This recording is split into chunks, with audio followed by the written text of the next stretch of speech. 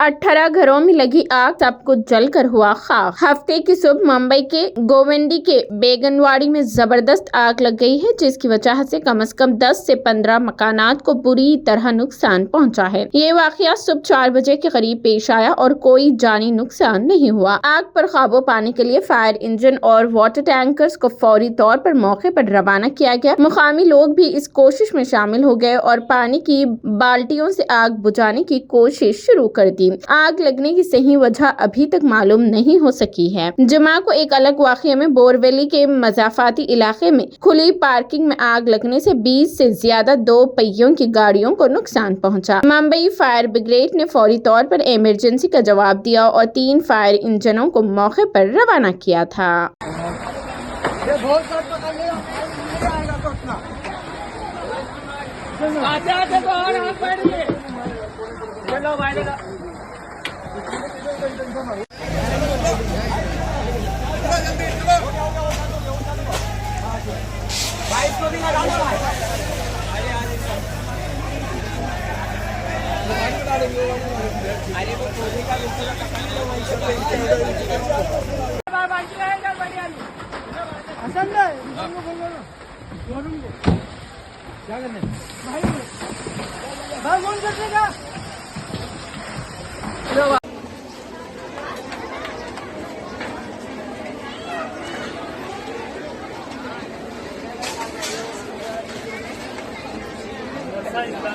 लिखा है कौन